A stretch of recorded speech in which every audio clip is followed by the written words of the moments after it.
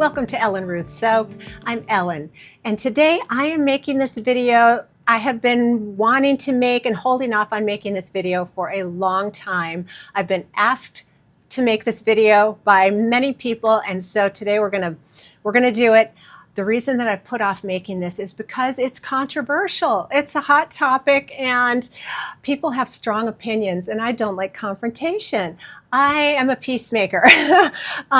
I want my channel to be a safe place and calming and soothing and educational and all the good things that I can bring to you.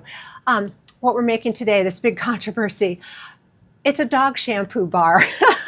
It's a cold process dog shampoo. And the reason it's such a hot topic, if you just Google homemade dog shampoos, people have strong opinions. And the two main factors of these strong opinions are pH of the dog's skin and fragrances and or essential oils. These are what people get really hot and bothered about. Please, if you have a strong opinion, share it kindly and with respect. And I would love to hear your take on dog shampoos and your opinions in a kind format. All that being said, what we're doing today, there's one special ingredient that I'm going to be factoring into this recipe that I will share in the description box down below, the full recipe, and that is neem oil. Here it is. Neem oil. This is dark. It's got a very earthy scent, not really a pleasant odor to this, but I wanted to incorporate this into the doggy shampoo because it has some great properties. And let me read to you off of Google here what it says about neem oil. Used for potential anti-inflammatory properties, antimicrobial, and insect-repelling properties, which can soothe itchy skin, manage dandruff, and deter fleas and other pests. Now that sounds perfect for a puppy because they do get very sensitive skin underneath their fur. Now, if you have a hair dog like a poodle or a doodle brand dog, that might be a different thing. I think this bar would be perfect for them also. You could use it on human hair and you could use this as a body bar. This is just a good cold process soap, but we're keeping the doggies in mind today. And let's get on to the fragrance topic.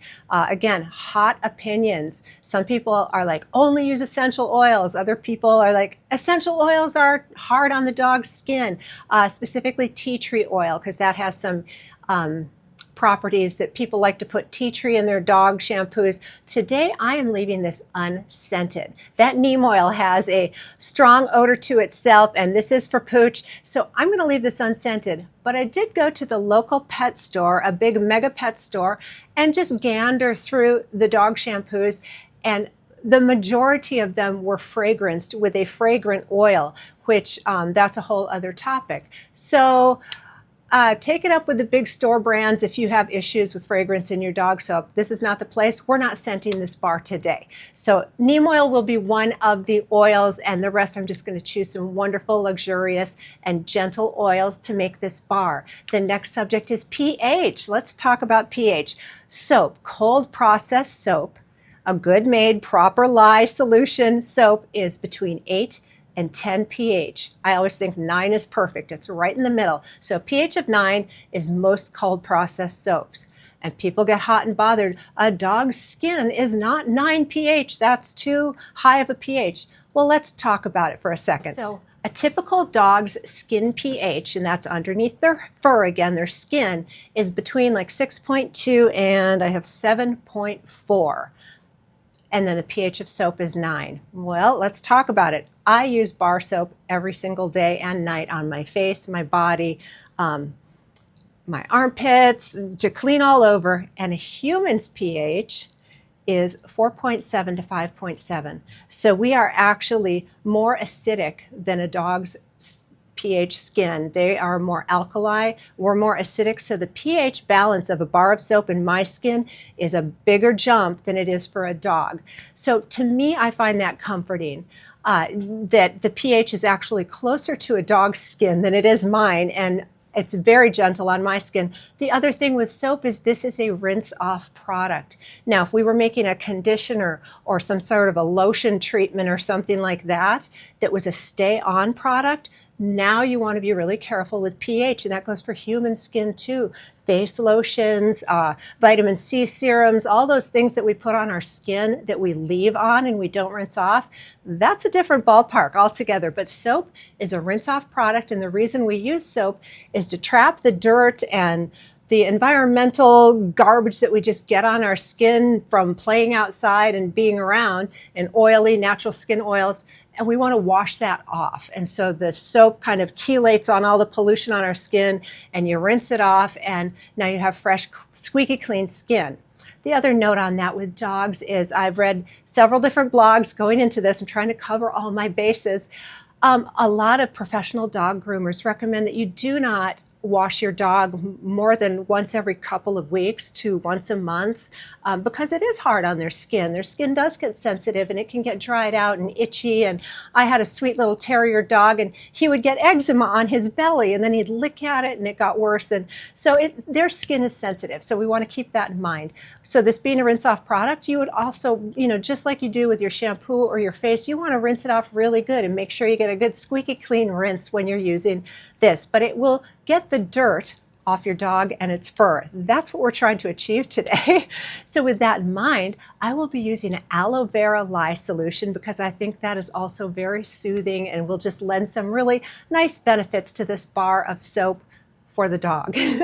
So if after all of that you're still bothered by the pH, you can use a surfactant, which would be like a whipped soap base or a melt and pour. My Stevenson's shampoo bar is a surfactant type melt and pour, and it has a very low, it has a 5.5 pH. So you can choose to just stay away from soaps and go with like a surfactant type shampoo, and that's a whole other thing that is fine to do if the pH of 9 is going to bother you. So you have options. This is not your only option.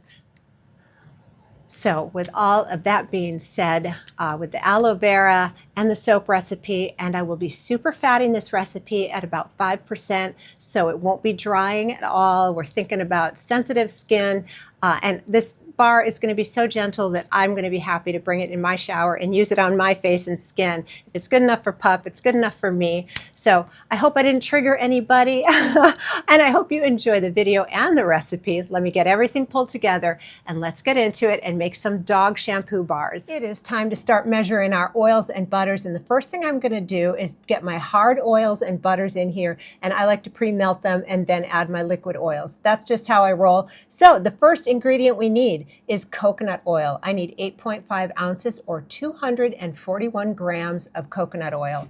And I use 76 degree, which is your regular standard coconut oil. You can use cold pressed, organic if you want, but the 76 degree is just kind of your typical coconut oil that you can get most places.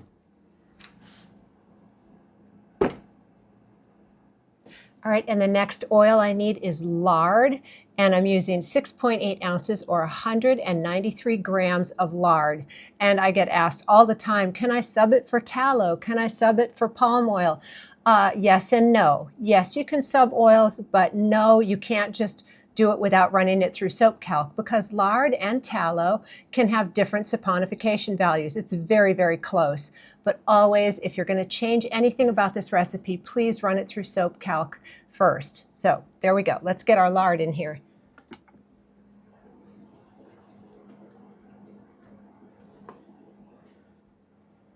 All right, and my last hard ingredient is shea butter, and I need 5.10 ounces or 145 grams of shea butter, and I get it in bulk from Amazon, and I just chunk it up and put it in the storage container. This is unrefined shea butter. You could use refined shea butter if you wanted.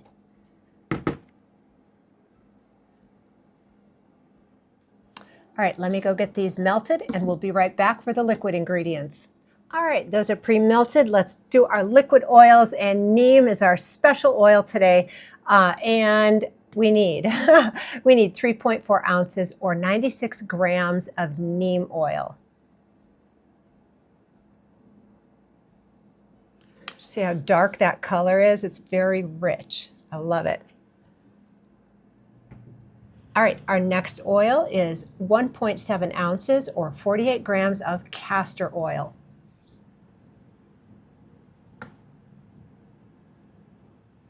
And the last oil going in here is 8.5 ounces or 241 grams of high oleic sunflower oil.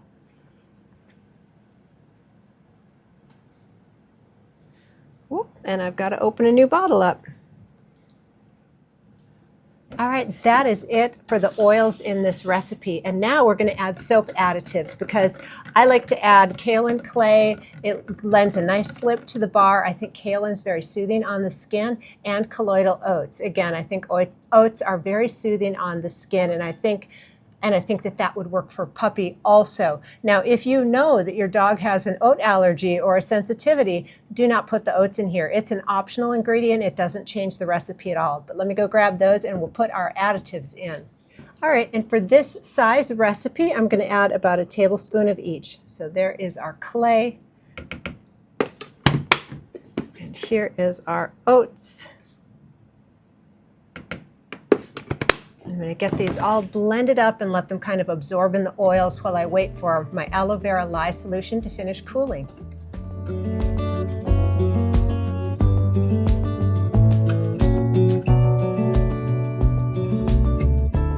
All right, we are back with our cooled down aloe vera lye solution, and let me tell you what's going on in here.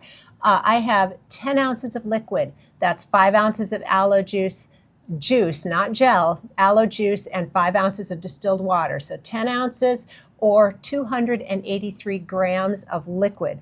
To this, I have added a teaspoon of sugar to help build lather in the soap because neem oil is a low sudsing oil, and so I wanted to add a little lather in here.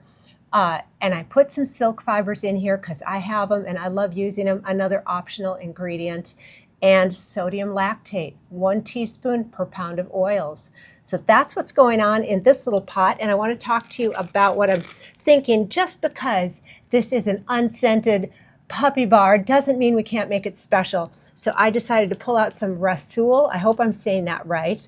Rasool clay, this is from Nature's Garden. It's beautiful, it's wonderfully gentle on the skin, and it will add a little color swirl, and I'm gonna do a spoon handle swirl. So I'm just gonna stick this down and go woo-woo through the mold. So I'll show you here with my empty mold. I stick it down in a corner and just go in circle motions through one way, and then I'll come back and do it the other way. So that is called a spoon or a stick swirl. So we're going to do that today with our Rasool clay. I'm not expecting any problems because there's no fragrance in here, but that's the plan. And then the top of the soap.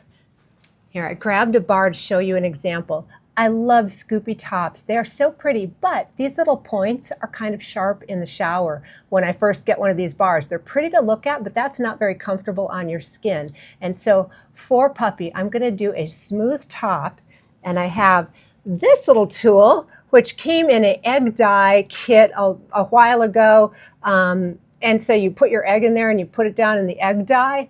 I am gonna use this little, I guess it's like a hexagon shape, and on the smooth top, and just do little dots on the top to add some dimension to it, but no pointy texture. So it'll be very smooth on top and it won't have any pokies for the skin. So I'm thinking all things gentle and skin friendly. All right, so I have my little container off to the side with a whisk for my Rasool clay. And let's get our lye into here. And as I'm sitting here, it just has, like I said, a very earthy scent. It's not bad at all. All right, and we're just going to pour this in nice and slow. And get up to a good emulsion before we split off for our little clay color. And get this in the mold. And I am going to put this on a heating pad and get it through gel phase tonight. That is my plan.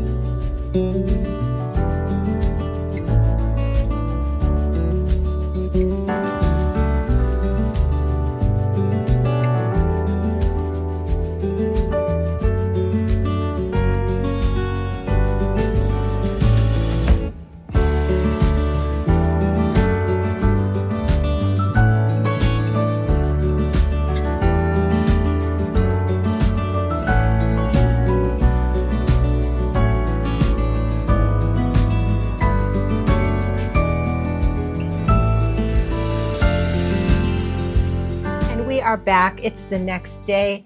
And I love how that top came out. Isn't that cute? I did come in and steam the top of this with a clothing steamer early this morning, and it's dry to the touch now, but it got that glossy look. Because this is such a simple top, I wanted it to really be shiny.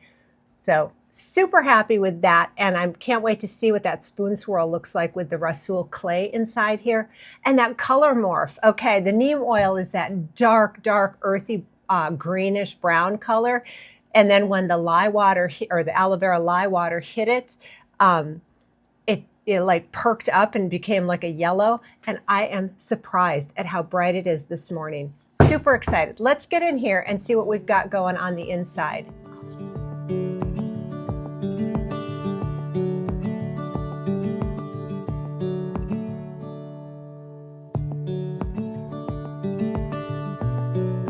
All right, we are back with the lovely Olga, and I get asked all the time where my soap cutter is from, and I don't know if he's still in business anymore. This is from Goodspeed soap cutters. So that's where this is from. He was on Etsy, and look it up, Goodspeed. I'll leave the name down below in the description box, but I don't know if he's still in business. So that's where my soap cutter's from, and I love it.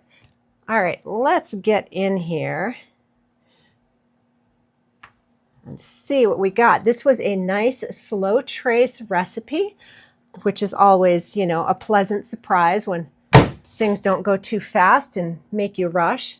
Oh, I think we're going to have some pretty swirls. Wow. I love it. That makes me happy. Super cool. And I'm actually surprised it's this defined. We'll see as we get in here, because it was pretty thin trace when I poured. Super happy. Oh my word. Yeah. It's a little muddied up on the side there. I'm not seeing a ring of discoloration, so I don't think these are going to do anything, you know, as they cure. I think this color will probably be stable, and I love it. It's very pretty. Oh, I'm pleased. I am so pleased. And today, these they smell soapy. They don't have that neem oil earthy scent. The saponification process really does knock down different scents. Like people wonder about working with, like the lard that I use is rendered bacon fat, and it does have a bacony scent that never comes through in the soap. Tallow can have a scent to it that doesn't come through. And I'm finding with the neem oil, the scent did not come through. It just smells kind of soapy and clean. Oh, it's so pretty. So let me tell you one of the reasons why I personally love using a bar soap for a dog shampoo. You have a lot of control. You know, you don't want this to get in their eyes or in their ears. And when you have a bar soap, you can come right up on their little neck and scrub under their chin, and you have more control over where the soap goes. I feel when I'm bathing my little guy, he did not like baths very much and would squirm a lot. And I felt like with a bar soap, I could control where the soap went. So that's one reason why I love it. And you can get up under their tummy and all the places you need to scrub. And I feel like with a bar, I have control over where it's going. So that's one reason why I love a dog shampoo bar. These swirls are making me happy. That spoon swirl was loving it, loving it. So again, with the whole dog soap being controversial thing, if you have comments or you don't like cold processed soap on your animals, you know, go ahead and leave a comment, but make it nice, make it constructive and polite. We're going to keep the comment section really nice. And people are passionate about their animals. I get it. I understand. We love our fur things. I totally get it, and you want the best for them. I think this is a wonderful recipe. I think the neem oil is really beneficial. So I hope you give the recipe a try if you haven't already, and let me know what you think of a dog shampoo bar. I think these would make a fabulous gift for somebody who has animals in their life that they give baths to. I think it'd make a great stocking stuffer, all of those things. I hope you do give it a try. So I'm going to wait a few hours and come in and do my beveling and stamping. And thank you so much for joining me today. And I hope you have a wonderful day.